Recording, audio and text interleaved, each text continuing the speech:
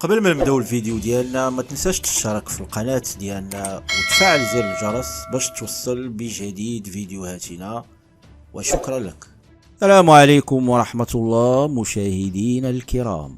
عودة قوية للمساندة العالمية لمغربية الصحراء في وجه إصرار العسكر الجزائري على ابتزاز مواقف الدول باستعمال ورقتي الغاز والنفط، وسواء بأوروبا أو أمريكا اللاتينية أو إفريقيا. صححت عدد من الدول البلاغات الكاذبة لنظام العسكر الجزائري، وكررت أخرى مواقفها الثابتة في دعم مغربية الصحراء. النائب الفيدرالي البرازيلي تياو ميديروس كرر الثلاثاء الماضي ببرازيليا القول بأن دعم البرازيل لمقترح الحكم الذاتي في الصحراء المغربية والذي قدمته المملكة ينسجم مع قرارات المجلس الأمن الدولي وموقف المجتمع الدولي أيضا. وقال عضو مجلس النواب عن حزب التقدميين خلال تنصيب مجموعة الصداقة المغربية البرازيلية التي تولى رئاستها إن دعم البرازيل لمقترح الحكم الذاتي الذي يعتبره المجتمع الدولي جديا وعمليا وذا مصداقية سيكون منسجما مع قرارات مجلس الأمن التابعة للأمم المتحدة ومتناغما مع موقف المجموعة الدولية بشأن هذه القضية. من جهتها جددت حكومة جمهورية الرأس الأخضر التأكيد على دعمها للوحدة الترابية للمملكة ولمبادرة مخطط الحكم الذاتي التي تقدم بها المغرب باعتبارها الحل الوحيد والأوحد ذا مصداقية والواقعي لتسوية النزاع حول الصحراء. وأكدت وزارة الشؤون الخارجية والتعاون والإدماج الإقليمي في الرأس الأخضر في وثيقة أرسلت الثلاثاء 23 مايو الجاري إلى وزارة الشؤون الخارجية والتعاون الإفريقي والمغاربة المقيمين بالخارج دعمها لجهود الأمم المتحدة باعتبارها الإطار الحصري الوحيد للتوصل إلى حل واقعي وعملي ودائم للنزاع حول الصحراء المغربية.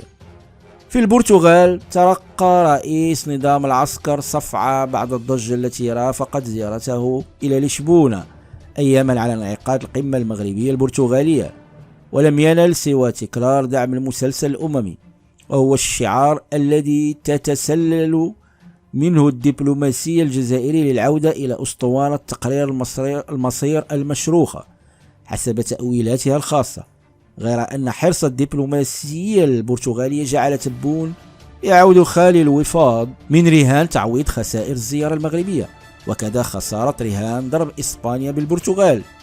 إيطاليا بدورها اضطرت الاثنين الماضي إلى تعرية الدعاية الجزائرية وجددت تقديرها لجهود المغرب الجادة وذات المصداقية لحل قضية الصحراء المغربية، خلافا للجدل العقيم الذي ينتجه إعلام الكابرانات حول مركز قنصلي إيطالي مؤقت بمدينة تندوف. وأشارت التمثيلية الدبلوماسية لإيطاليا بالرباط في بيان لها إلى أن هذه المبادرة الإدارية بإنشاء مركز في تندوف لا علاقة لها بأي شكل من الأشكال بالموقف الإيطالي من قضية الصحراء. وأضافت السفارة الإيطالية تأكيد مواقفها كما عبرت عنه في إعلان الشراكة الاستراتيجية متعددة الأبعاد الموقعة في 1 نوفمبر 2019 بالرباط، مجددة التأكيد على دعم إيطاليا التام لجهود الأمين العام للأمم المتحدة لمواصلة العملية السياسية وفقا لقرارات مجلس الأمن التابع للأمم المتحدة. وتابع بيان السفارة الإيطالية بأن إيطاليا تنوه في هذا الصدد بالجهود الجادة وذات المصداقية التي يبذلها المغرب في إطار الأمم المتحدة، وتشجع جميع الأطراف على مواصلة التزامها بروح من الواقعية والتوافق.